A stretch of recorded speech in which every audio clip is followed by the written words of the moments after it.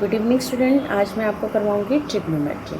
Trigonometry का क्या मतलब होता है? ट्रिग्नोमेट्री का मतलब होता है मेज़रमेंट ऑफ ट्रायंगल्स, यानी ट्रायंगल के मेज़रमेंट को हम ट्रिग्नोमेट्री बोलते हैं।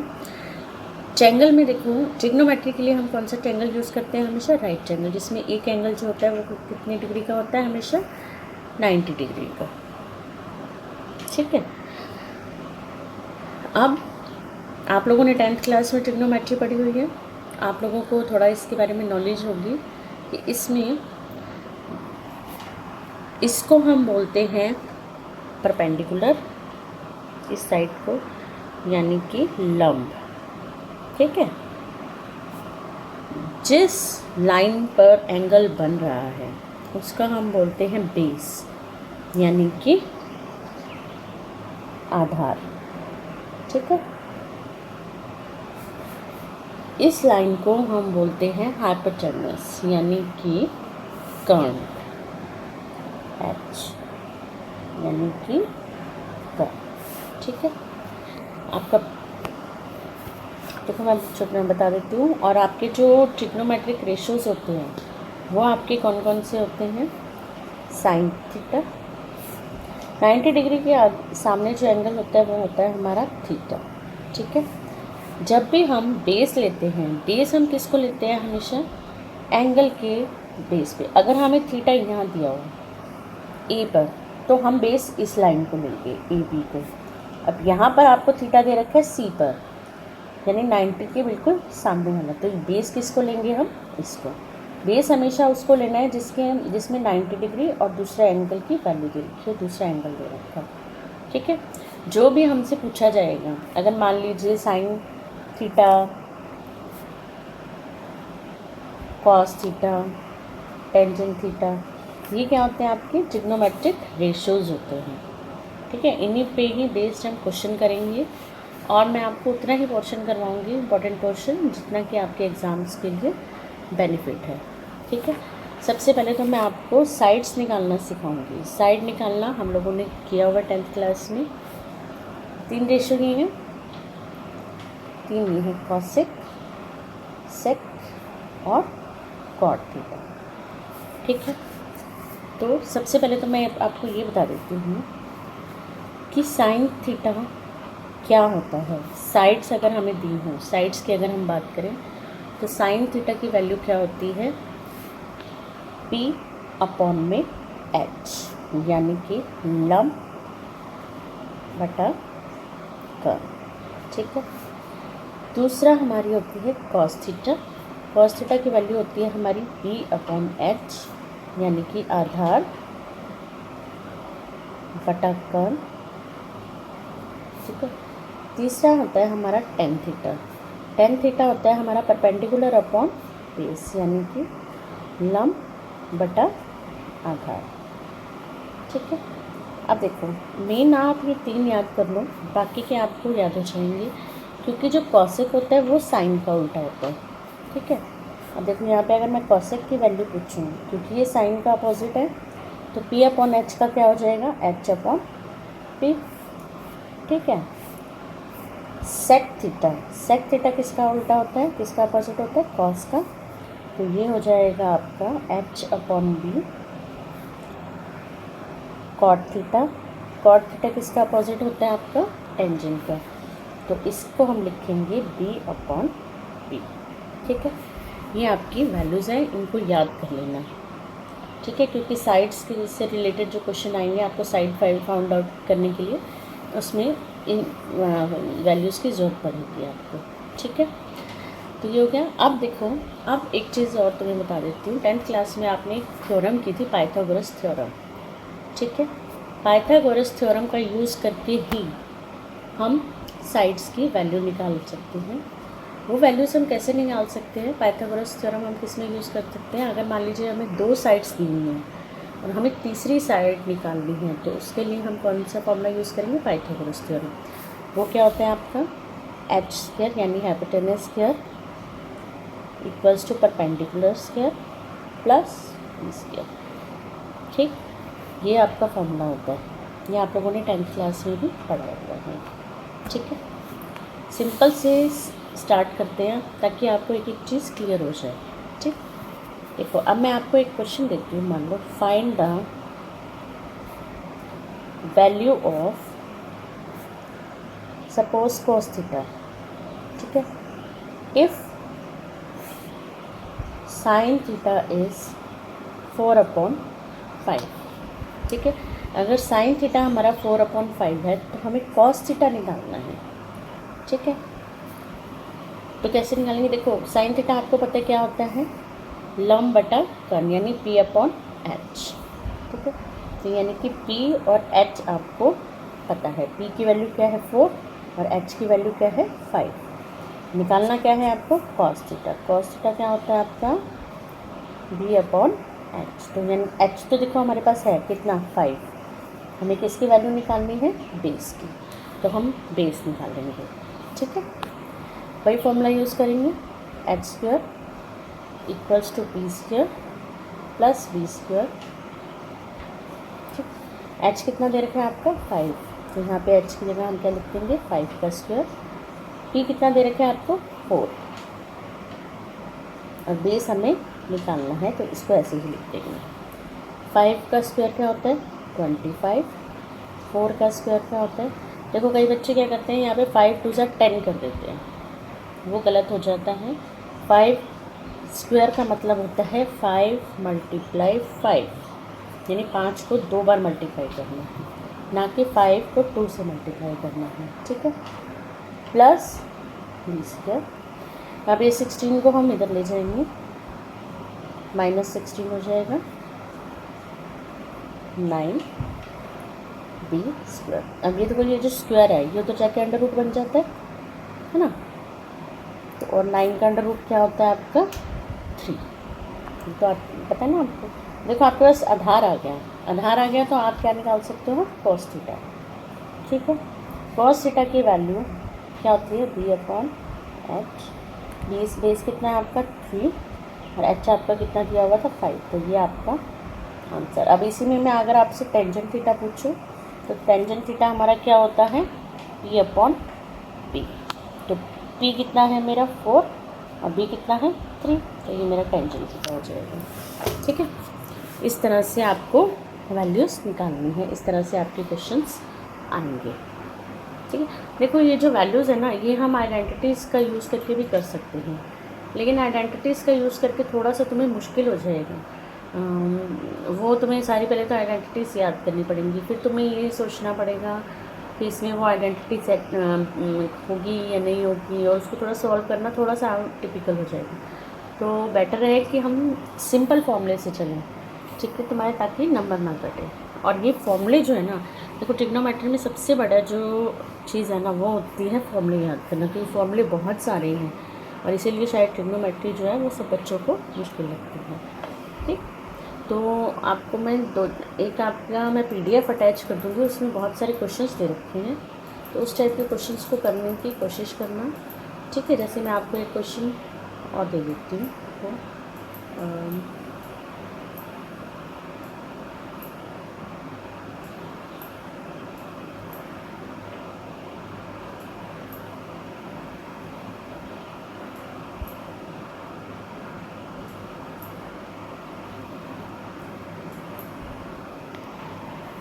देखो एक क्वेश्चन दे रही हूँ, इसको आप लोग खुद सॉल्व करना और मुझे कमेंट बॉक्स में इसका आंसर रिप्लाई करना।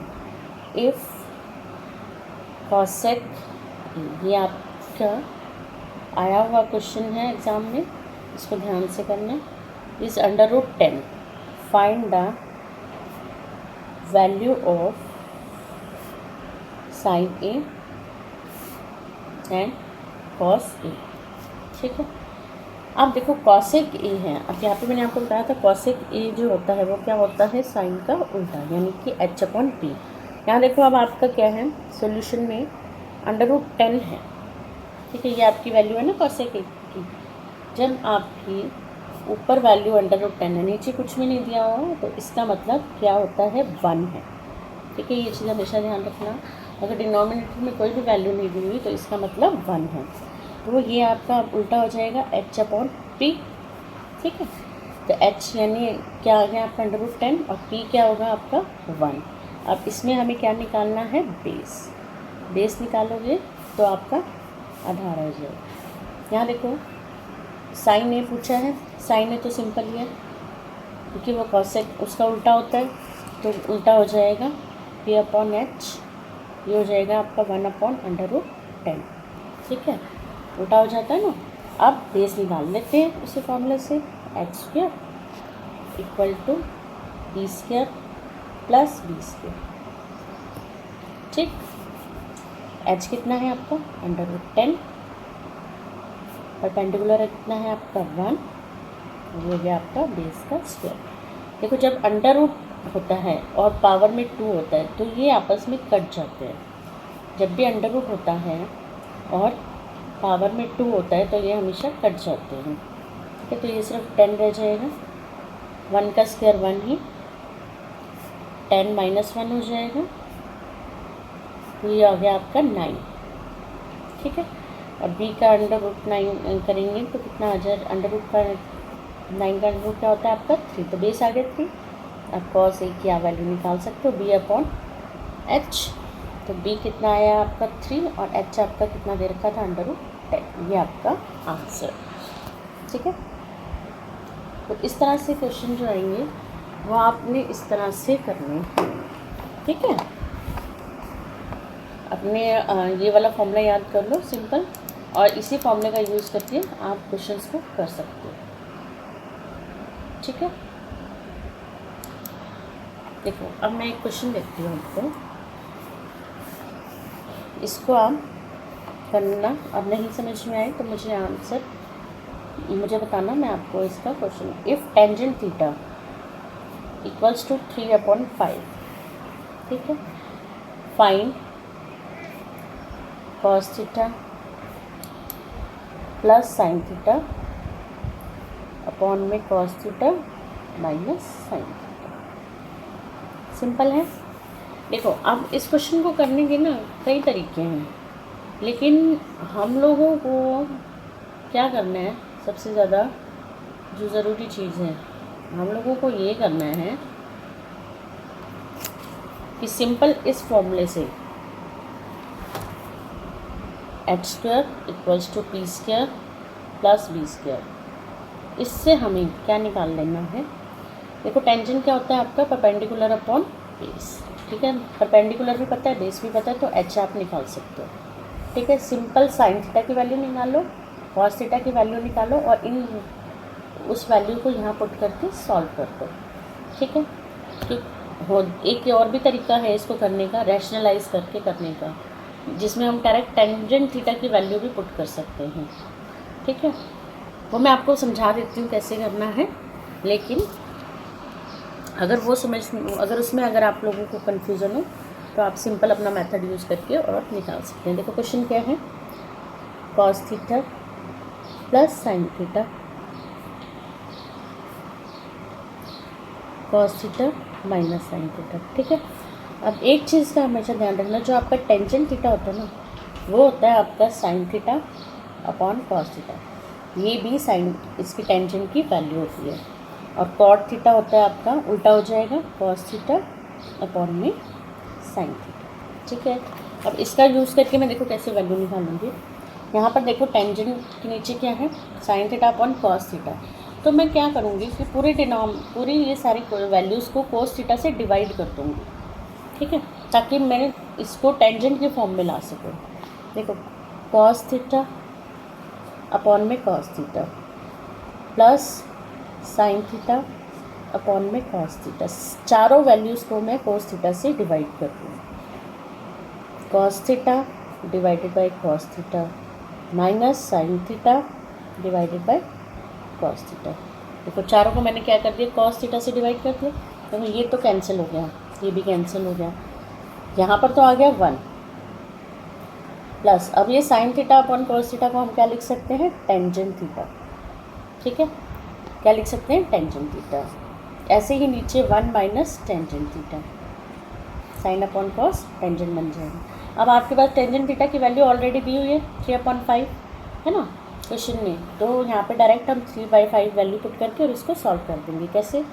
1 + 3/5, 1 - 3/5। देखो क्वेश्चन को जब आप करो, कैलकुलेशन को बहुत ही ध्यान से करना।